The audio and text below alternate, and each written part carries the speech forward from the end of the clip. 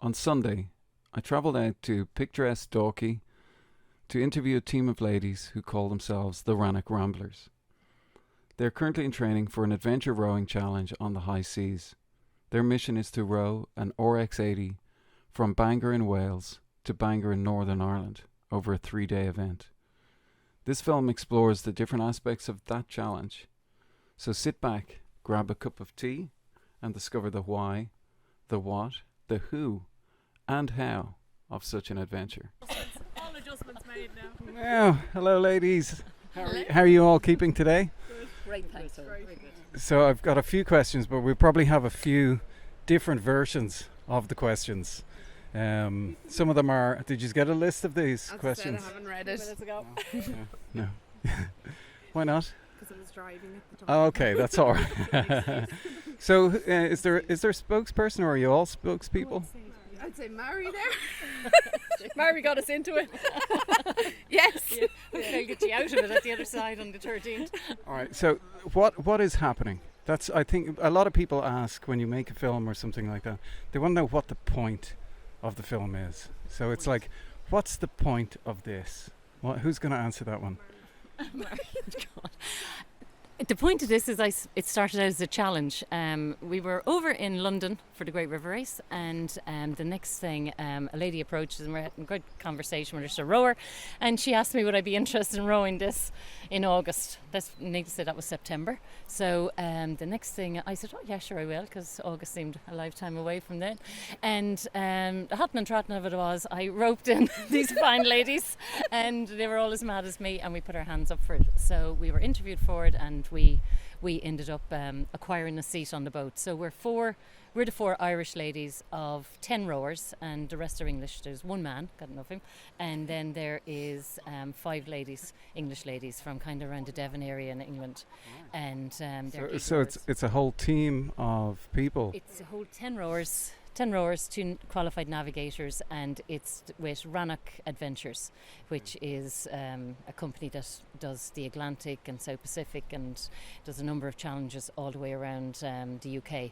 So before we get on the boat in Bangor in Northern Ireland or in Wales, there will have been already a crew that came from Cork to Bangor in Wales, and they get off. A couple of days later we get on, we rowed to Bangor, Northern Ireland, and then another crew gets on there and they row it to Scotland. Okay. So it's that's the... So your name is the Rannoch Rowers, is that right? We're the Rannoch Ramblers. Rannoch Ramblers, okay, I'll get this one. So let me just go through everybody's name, right? So it's a big row. This is what I've got from it. It's a big row, and you go from, is it from Dublin up to Bangor? Bangor Wales. Bangor Wales. To Bangor, Northern Ireland. Sorry, what's your name, Jeanne? I'm Jeanne O'Gorman. Jeanne O'Gorman. Yeah. What sort of experience do you have, Jeanne? In rowing? What's your background? My background is working in the outdoors. About 15 years working with Greenpeace on their ships, and always wanted to take up challenges. And then I took up rowing very late, and I'm absolutely mad about it. Any form of challenge is the thing I love looking forward to. How did they rope you into this? How did this happen? There wasn't much roping in. I would love to row the Atlantic. So doing this is a really good taster of what it could be like. Okay. Thank you, Jeanne. Very welcome. It's Leann, isn't that It right? is. Leann, what's your second name? Manning. Look at you. What age are you, Leann? I'm 36. I know I'm not supposed to ask these questions, No. but people like to know. So tell me, Leann, what's your experience? In rowing. Yeah. I've done the Celtic Challenge with these 2 ladies on my right in 2019. I've done an All-Ireland with Jeanne, and I've rowed skiffs. And just so people know, what is the Celtic Challenge about? So the Celtic Challenge is a race that is from Arklow to Aberystwyth in Wales. If I'm not mistaken, it's 120k. Yeah. 20k, but 100 nautical miles. Yes. So you're well used to this sort of thing. What would you say is the thing that you have to have when you do this sort of event? You have to have a great mentality. That seems to be a resounding agreement there. And sorry, what's your name? Kerrlee Hempenstall. Okay, Kerrlee Hempenstall. I know this name, the Hempenstalls. Kerry, what's your background? I met Mary rowing down in Dalkey for skiffs, and we started a team together, or a crew together, and then we started rowing the Celtic longboat to do the challenge then, and it's where I met Leann, and then I met Jeanne through longboat rowing, and Mary asked me or roped me into this as well, so that's me. When you say roped into it, how did that happen, or what was the scenario? She just asked me, and I just went, yeah. She just told me about this challenge that was, and would I be interested in doing it, and where Mary goes, I follow. So that's pretty much it with the rest of us, really. All right, so we'll go back to the ringleader here, Mary. Mary, tell me again, what's your background? Oh, that's my, well, like Kerry said, we started rowing, and I think came to rowing late because I had an awful fear of water, I suppose. And so we started rowing with Dalkey Rowing Club in the traditional wooden skiffs, which are amazing, beautiful boats, handmade. And we ended up in a crew together with two other ladies, the Fab Four crew. And we then started doing... I suppose the regattas were great, and we loved doing the regattas and all the rest, but for us we were kind of thinking, it'd be nice to do something else, something different to keep progressing on the rowing.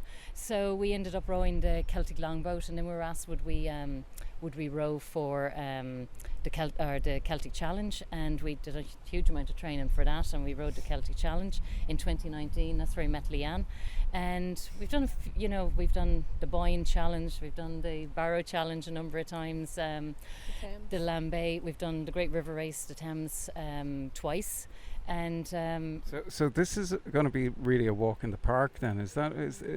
What never underestimate. Well, what are the challenges you're going to face with this row? What are the things that are going through your heads? I think in the Celtic Challenge, you had a navigation boat and you had a recovery boat. So anyone that was rowing was just pulling the boat and themselves and moving the boat.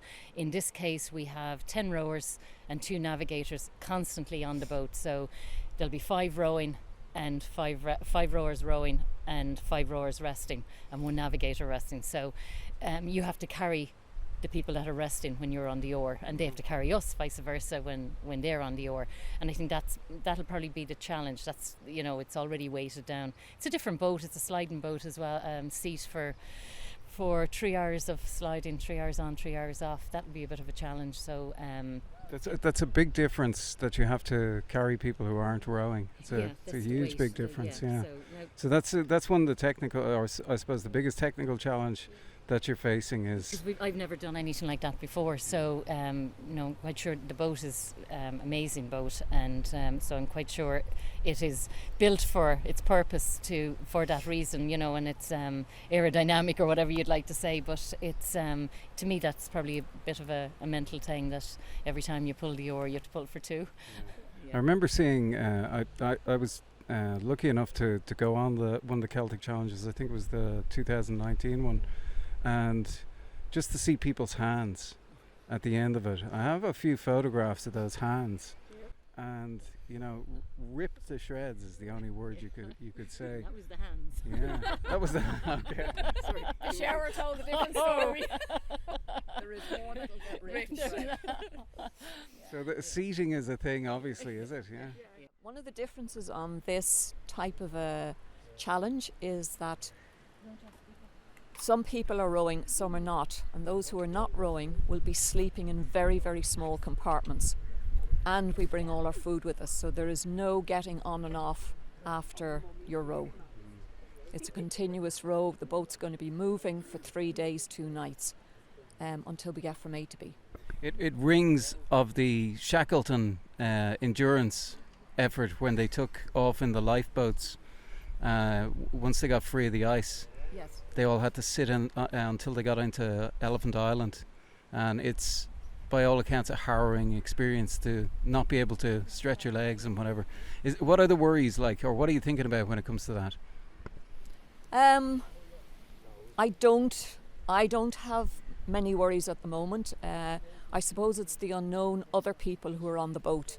I know these the other three that I'm rowing with, and so we know the way we feel and we tick. But the other people are unknown. The two people who are doing the navigation are unknown to me, and I suppose from doing long trips and singles on my own, I have to make my own choices, and now I have to let somebody else make choices, which is different for me. That's my challenge. Endurance stuff, I love it, and I think I've encountered everyone here because of some sort of endurance efforts, and people love that stuff, they really do. And I suppose they love it because there's a reason behind it. There's some reason why you do this. It's so that you have a memory, or you have a task, something that takes you off. It focuses your anger, it focuses effort, makes you think of small things like what sort of things you're going to wear, or who's navigating. There's all these little things that people who do it love it. But there's other reasons why, and I see your t-shirts here, same chance as I am, and what is this why? We're doing this charity for AsIAM. They're a charity that advocate for autism, and same chance is their hashtag. It's for a society that's fully inclusive, where people with autism are accepted for who they are, and that they don't need to be changed, that they should be accepted the way they are into the society. So that's really what we're all doing. All of us here work with children that have additional needs in some way. So for us, it's really close to our heart, this charity. For me in particular, I have preschools for children with autism, and AsIAM are a great advocate for these children. They give them a voice. They offer training, support for parents, and just to let society know, that these children deserve a place in society to be who they are. And that's what you do yourself, is you work with them, or you teach kids, yeah? And what's that like? What is it? What sort of work do you have to do every day?